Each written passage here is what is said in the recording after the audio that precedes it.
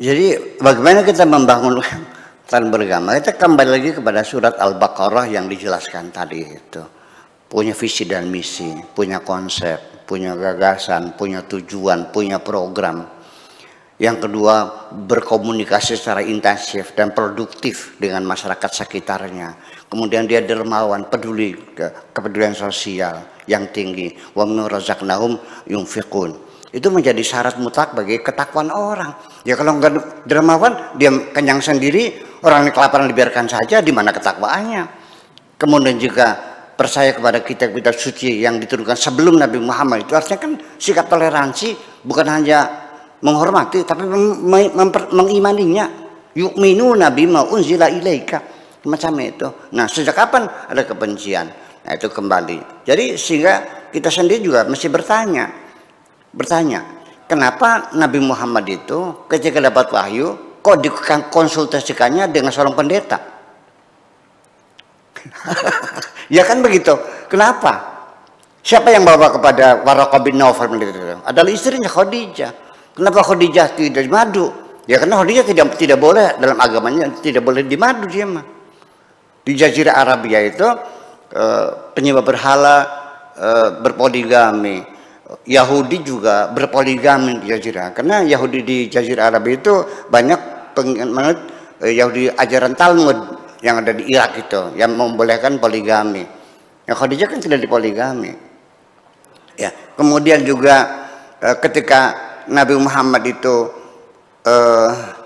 ditindas, sahabatnya itu diintimidasi oleh penguasa di Mekah, disuruh berlindung, bersembunyi. Tahu nggak di mana kirimnya? Kepada agama, kepada negara Nasrani di Habasyah, dan mereka dihormati kok. Lalu masih kurang berapa lagi Nabi sudah menunjukkan kerukunan dengan agama yang lain.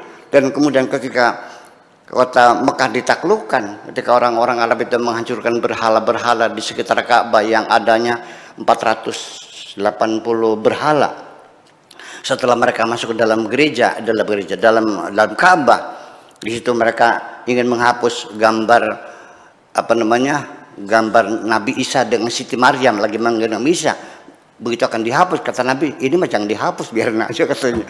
Jadi kurang seberapa lagi semacam itu. Nah, kenapa sekarang jadi ada kebencian dengan agamanya lain?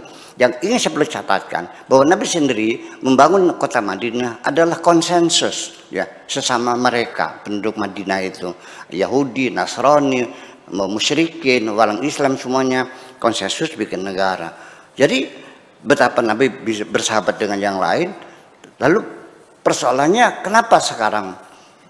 Jadi ini perlu saya katakan bahwa yang menghalau orang-orang Yahudi dari kota Madinah itu bukan Kanjeng Nabi kok, tapi Sayyidina Umar yang menghalaunya. Sampai sekarang tidak ada seorang Yahudi pun boleh tinggal di Madinah itu, karena dianggapnya sebagai kota suci. Itulah kira-kira. Jadi kita menteladani langsung aja kepada perilaku nabinya dengan tidak melalui interpretasi dari ulama, khususnya adalah di abad ke-8 dan 9 pada zaman dinasti Abbasid itu. Makasih kira-kira.